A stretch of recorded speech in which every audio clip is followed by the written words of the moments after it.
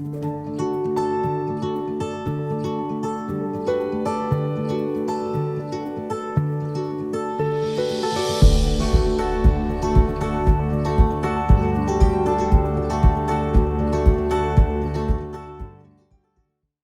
suis très heureux que Jean-Paul Hatton, qui est académicien de longue date de notre compagnie et spécialiste de l'intelligence artificielle, ait accepté de nous traiter de ce sujet brûlant d'actualité qui est le métavers, ou métaverse si on veut faire chic et anglais.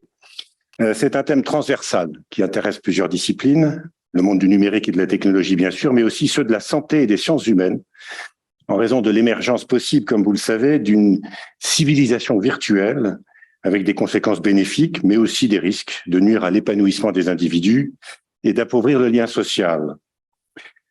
Alors cela ne concerne pas que le métavers, mais la révolution numérique dans son ensemble, dont nous ne connaissons pas encore tous les progrès, mais dont certains craignent déjà les retombées. L'économiste Daniel Cohen vient d'aborder ce grand bouleversement dans un essai percutant, Homo numericus, la civilisation qui vient, que j'ai lu et que je vous recommande. Gageons que Jean-Paul saura en 20 minutes seulement nous introduire dans cette nouvelle dimension.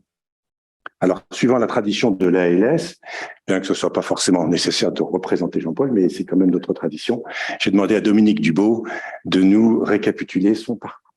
Cher Dominique. Notre confrère Jean-Paul Hatton, s'il fallait le présenter, a été reçu comme sociétaire de l'ALS en 2005, puis élevé au grade d'académicien de la première section en 2010. Il a été vice-président de notre académie. Agrégé de physique et docteur en sciences, il est actuellement professeur émérite et référent intégrité scientifique de l'Université de Lorraine. Membre senior de l'Institut universitaire de France, dont il fut le premier professeur d'informatique, fondateur de la chaire de modélisation des processus perceptifs et cognitifs, Jean-Paul a enseigné l'informatique, le traitement du signal, l'intelligence artificielle et la reconnaissance de la parole.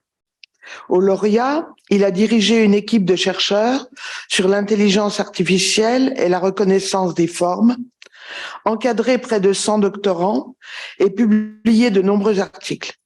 Il est l'auteur de plusieurs ouvrages, en particulier destinés à partager les résultats de ses recherches au plus grand nombre de lecteurs. Il a exercé de nombreuses responsabilités au sein du laboratoire d'informatique, d'automatique, d'électronique et de mathématiques, membre de plusieurs comités scientifiques, académicien de l'Académie royale de Belgique, fellow de l'Institut des ingénieurs électriciens et électroniciens.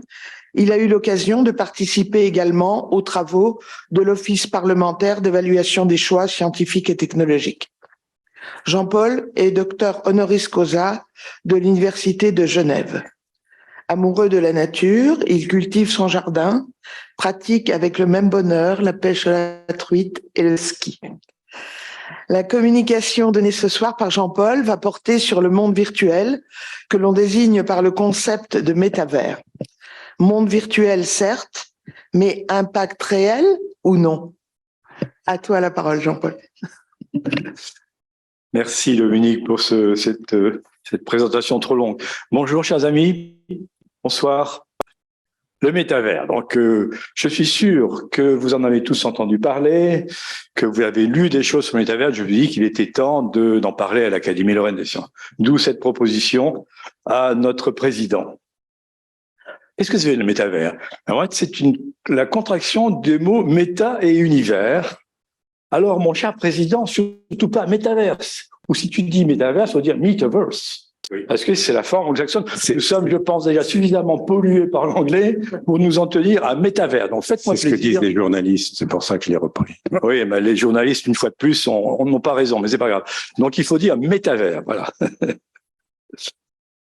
Qu'est-ce que c'est? En fait, c'est un univers numérique, parallèle, virtuel, interactif, c'est ça qui est important également, qui fait appel à la réalité virtuelle et augmentée, bien sûr, à la blockchain, parce que bien entendu, il y a des transactions commerciales dans cet univers, et à l'intelligence artificielle de façon inévitable.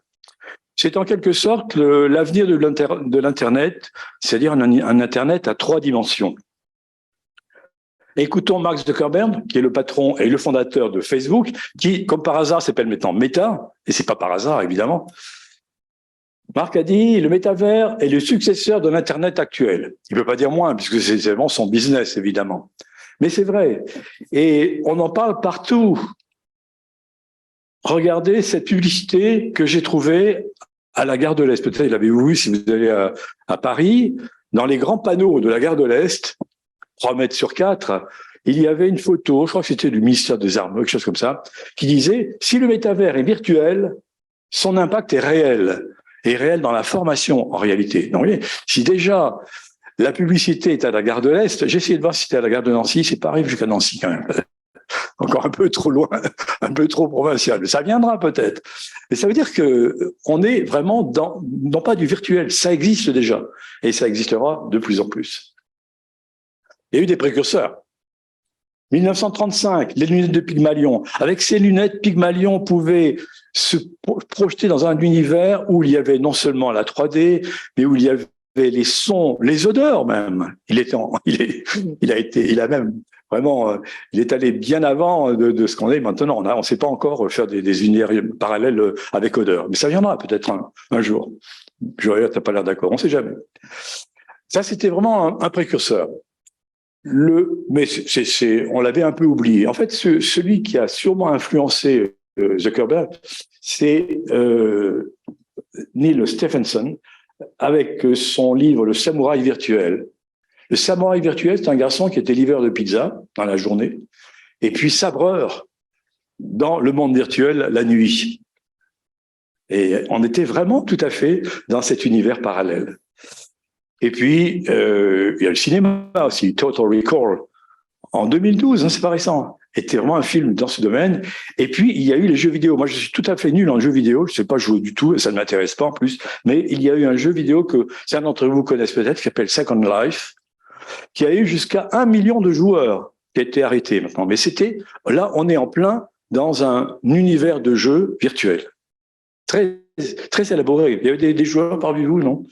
Je vois beaucoup de cheveux un peu grisonnants. C'est pas vraiment le cœur de cible de Federico, de Second Life. Alors, précisons un petit peu. Le métavers, c'est un espace de vie fictif où la réalité virtuelle et la réalité augmentée sont complètement centraux. Donc, la réalité virtuelle permet de simuler la présence physique de quelqu'un dans un environnement numérique. Alors, la réalité augmentée est un peu différente. Elle crée virtuellement un environnement dans lequel on va ajouter des éléments supplémentaires. Et les deux sont nécessaires pour faire le métavers. Et pour accéder à ces univers, pour l'instant, il faut ce qu'on appelle des casques, tels que celui-ci, vous voyez. La souris ne marche pas très bien. Si, vous la voyez là? Oui. En voilà un autre ici. C'est assez désagréable à porter. Moi, chaque fois que je porte ça, j'ai mal à la tête ensuite. Mais peut-être que ça va évoluer. Il y a également des lunettes qui sont un peu plus faciles à porter et qui permettent de faire la même chose, les Google Glass en particulier. Et tout ça, c'est de la préhistoire, parce que dans 10 ans, on aura quelque chose de bien différent et qui permettra d'entrer dans ces univers de façon beaucoup plus facile, beaucoup plus naturelle. Donc voilà les dispositifs nécessaires pour entrer dans la réalité virtuelle. Donc c'est un espace tridimensionnel dans lequel vous évoluez, ou plutôt dans lequel vos avatars évoluent. L'avatar, c'est la personne qui vous... Enfin, la réalité tridimensionnelle qui vous représente dans cet univers. Alors cet avatar a des jambes, c'est-à-dire qu'il peut marcher et courir. Alors je dis ça parce que Mark Zuckerberg, le patron de Meta, a été très heureux de nous annoncer il y a quelques mois que les avatars du système 3D de Facebook, de Meta, avaient des jambes. Ça paraît rien du tout, mais c'est très difficile de doter un avatar de jambes et de le faire marcher ou courir naturellement. Si vous faites des jambes qui marchent simplement de façon artificielle, ça va pas. Là, il faut que ce soit naturel. Et ces avatars interagissent entre eux en temps réel. Et l'interaction est multisensorielle. La vue, l'audition, le toucher. C'est-à-dire qu'on a maintenant des gants, des haptiques qui permettent d'avoir ce toucher. J'ai mis l'odorat pour référence au Pygmalion, mais on n'en est pas encore là actuellement. Peut-être que ça viendra un jour. Dans cet univers virtuel, il y a des droits de propriété qui seront mis en place grâce à des chaînes de blocs. Pourquoi faut-il des actes de propriété? Mais parce qu'il va se produire des choses comme dans la vie réelle. Vous allez acheter des vêtements, des chaussures Nike. Nike est déjà sur les rangs pour être dans le virtuel, bien sûr. Vous allez acheter des maisons, des bureaux, des œuvres d'art. Bref, une nouvelle économie virtuelle qui se met en place. Alors cet espace existe déjà dans un certain nombre d'entreprises, vous verrez lesquelles tout à l'heure, mais il va ensuite progressivement s'enrichir par ces constructeurs, ces vendeurs de plateformes, mais par vous-même. Lorsque vous serez dans l'espace virtuel, vous allez construire votre maison, vous allez acheter des œuvres d'art pour la décorer, et ainsi de suite, l'univers va s'enrichir. Alors tout cela nécessite des échanges en très haute densité et très rapide. Donc, avec la génération actuelle de télécommunications, c'est quasiment impossible. Il faudra attendre la 6e génération qui est en train de venir, qui est quasiment dans les laboratoires, pour que ces échanges soient suffisamment rapides, notamment sous forme d'hologrammes interactifs. Regardez par exemple un projet que vous avez peut-être vu dans la presse de Google qui s'appelle Starline, dans lesquels vous allez pouvoir interagir. Voilà, disons la batterie de hardware de Starline. Vous allez pouvoir, dans votre bureau, interagir avec une personne qui peut être à l'autre bout du monde, en Californie ou en Chine, et que vous voyez en 3 dimensions, en réel, vraiment. Et pour l'instant, vous êtes une personne vis-à-vis d'une autre personne. Bientôt, ça sera une salle complète, bien sûr. Souvenez-vous à quelle vitesse tout cela évolue. Et ce projet Starline n'est qu'une première préfiguration d'autres interfaces qui vont arriver. Regardez, souvenez-vous, Internet. Moi, je me souviens faire une conférence dans la bonne ville de Saint-Dié-des-Vosges il y a 30 ans, où je disais le téléphone, l'ordinateur et la télévision vont converger. Donc, vous avez une grosse télévision, un gros téléphone, un gros ordinateur, je dis, ça va faire une grosse machine. Bon, le Jean-Paul, ils se sont dit là-bas, le Jean-Paul, il est un peu... Bon, le Jean-Paul, c'est moi dans la montagne. Hein. Jean-Paul, il est pas net quand même. Mais j'avais tort, parce que j'avais dit que vous allez converger dans une grosse machine. Non, ça va converger dans votre téléphone. Votre téléphone, c'est la convergence de ces 3 choses. Et regardez, que serait le téléphone avec la souris? Vous imaginez? Le téléphone d'un côté, la souris de l'autre. Donc, si l'écran tactile n'avait pas été mis au point, le téléphone actuel n'existerait pas. Il serait encore un téléphone. Alors, c'est plus un téléphone maintenant.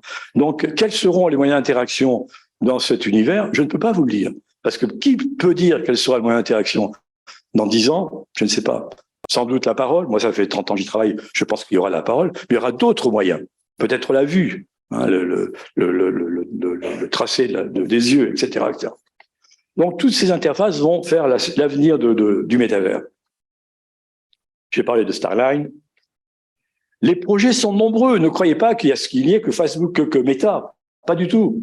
Donc, Facebook a je dirais alternativement, Facebook et Meta, excusez-moi, a un univers qui s'appelle Horizon Worlds, qui est très complet déjà maintenant. Microsoft a la même chose, bien sûr. Sony aussi.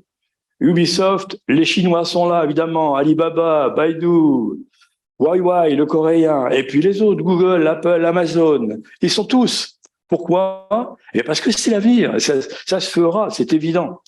La technologie peut le faire, donc ça se fera. Ne faites pas dire que, heureusement, ça va se faire. Moi, je ne suis pas un fervent de technologie. Mais ça se fera, c'est sûr. Je suis suffisamment conscient et je connais suffisamment les choses pour savoir que cela va se faire. Les 3 piliers du métavers, sont très importants.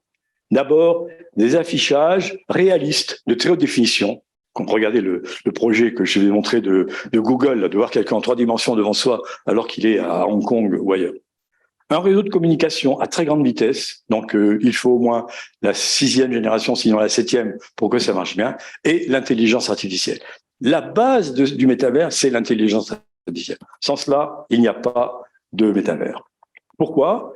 Par l'aspect de traitement d'images, interprétation de scènes, génération d'images, génération de scènes, Bruno, on va nous parler tout à l'heure d'une chose un peu analogue quand même. Hein. On est tout à fait dans ton domaine également. Et traitement de la. Et, oui, je disais vous avez maintenant des logiciels qui vous permettent de concevoir votre avatar 3D, votre bon profil, bonne coiffure, la bonne cravate, tout ce que vous voulez. Et cet avatar va être celui qui va vous représenter dans le métavers. Traitement de la langue écrite, très important aussi, bien sûr. Les progrès, qui ont été faits en traitement de la langue sont absolument énormes, hein, et ça va encore continuer. J'ai appris que maintenant, dans les lycées de Nancy, les gens utilisent un logiciel qui permet de faire une dissertation qui n'aura pas 15 sur 20, mais qui peut avoir la moyenne. Donc, c'est un vrai problème pour les professeurs, d'ailleurs. Que devient le professeur dans cette histoire? C'est difficile. Traitement de la parole, bien sûr, la parole est indispensable à notre interaction naturelle. Et maintenant, vous savez à quel point la reconnaissance de la parole a fait des progrès. J'allais dire grâce, mais non, c'est pas vrai. Des interfaces multisensorielles, des casques qui vont devenir de moins en moins encombrants, des lunettes, comme je vous ai montré, des gants haptiques qui permettent d'avoir un retour d'effort, des vestes haptiques également qui existent déjà. Et puis, le métavers, c'est aussi l'accessibilité à cet univers pour tous. Des malvoyants, des sourds, des handicapés avec des exosquelettes, des interfaces cerveau-ordinateur qui vont faire d'énormes progrès. On n'en est encore qu'au début, mais ça va encore évoluer très vite. Et vous pouvez aussi, on va revenir à ce que disait Jean-Louis tout à l'heure sur la médecine, vous pourrez aussi avoir votre jumeau numérique qui est véritablement non seulement votre avatar qui vous représente votre visage, mais aussi qui vous représente en ce qui concerne vos organes et votre physiologie. Donc ça, c'est un des avenirs de la médecine. Par ailleurs, le métavers va en générer des milliards et des milliards de données, et l'intelligence artificielle est indispensable pour mettre en forme ces données et en extraire des informations complémentaires éventuelles. Quelles sont les applications? D'abord, des applications de travail. Des séances de réflexion, de brainstorming seront beaucoup plus efficaces de cette façon-là, des présentations commerciales également, des services clients qui existent déjà. Hein. Ikea ont des salles d'exposition virtuelles qui sont tout à fait dans ce domaine-là. L'immobilier, vous imaginez le vendeur de maison qui vous fait visiter la maison, vous dire j'ai une grosse armoire, attendez, on va mettre l'armoire, ah oui, elle va très bien là, etc. Le tourisme, j'y reviendrai. La formation, on revient sur l'enseignement assisté et l'immersion d'apprenants dans un univers peut être éventuellement une façon pratique d'allier justement la pratique et la théorie. On verra, c'est pas encore sûr. Quelques exemples. Vous allez pouvoir, par exemple, visiter une cité antique. Moi, c'est mon rêve, ça. René, j'ai pas dit une cité grecque, mais même une cité romaine, c'est déjà pas mal. Pouvoir, comme cette personne ici, entrer dans les bâtiments, interagir avec une personne en latin, si vous faites un peu de latin quand même, c'est le rêve quand même, c'est formidable. Il y a comme qui crée un bug là. Hein. Ah pardon, c'était arrêté, mais ça repart. Mais si vous êtes plus jeune, vous pourrez aller aussi au... Quoi, il y a ce truc là-haut là. C'est la barre de... Ah, j'avais pas vu qu'il y avait ça depuis le début, c'est bien bête, c'est pas grave. Donc, vous avez un Metaverse Festival, Metaverse Festival. Et donc, votre avatar qui est ici va pouvoir aller au Metaverse Festival, entrer et chanter, écouter la musique, etc., etc. Séoul, qui n'est pas en reste, bien sûr, de la technologie, a déjà un écosystème de communication virtuelle pour visiter virtuellement la ville de Séoul. Bien sûr, Paris en aura bientôt un, ça m'étonnerait que ça ne se fasse pas, et toutes les grandes villes, et c'est très bien, hein. Ça permet de faire beaucoup plus que de regarder un film. Vous êtes dans la ville. Les plus avancés en tourisme virtuel, c'est une petite société française autour d'un artiste qui s'appelle Patrick Moya. Allez voir sur le site, vous pouvez faire des voyages virtuels touristiques absolument extraordinaires. Il m'en manque un, tiens, bizarre. Ouais, bon, c'est pas grave. La formation, donc la Business School Schema, qui était à Paris, se propose d'étudier et de tester des outils d'immersion d'apprenants dans un univers tel qu'on le voit ici. On ne prétend pas que c'est la bonne solution, mais en tout cas, ils sont en train d'essayer de le faire, et c'est très bien d'essayer, je trouve qu'ils ont tout à fait raison. Je sais pas, c'est drôle de choses.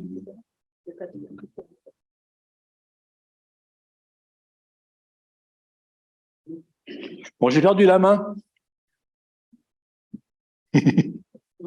On n'est pas encore dans l'univers virtuel, là. Hein. Maintenant, justement, on est dans le réel, bon, ça ne marche pas. Ah, ça y est, ça remarche. Autre site français de tourisme, c'est Sandbox. Oui, les Français sont très en avance. Hein. Faut pas croire, on n'est pas en retard, là. Dans ce site, vous pouvez visiter des villes comme celle-ci, ou vous pouvez aller à la pêche dans un univers tel que celui-ci, on dirait du gazon de terrain de football. Voilà le genre de possibilités actuelles. Mais c'est encore une fois le b.a.-ba, et c'est la préhistoire de ces domaines hein, qui vont évoluer, vous allez dans 10 ans, où on en sera. Alors bien sûr, les religions ne sont pas en reste. Hein. Donc le VR Church, c'est une église américaine, bien sûr, dans le monde virtuel. Vous pouvez adhérer si vous voulez. Alors, il y a des questions et des éléments de solution. D'abord, bien sûr, évidemment, immédiatement, à partir du moment où le métavers a existé, des gens ont trouvé qu'il y avait le moyen de faire du mal ou de gagner de l'argent illicitement. Donc, il y a des activités de vol, d'escroquerie, d'usurpation d'identité, de phishing, de hameçonnage, de phishing, si vous voulez, d'infox, etc. Mais ça, les gens n'ont pas attendu le métavers, et je dirais que l'humanité n'a pas attendu l'informatique non plus pour faire ce genre de choses. Hein. C'est vieux, malheureusement, comme l'homme.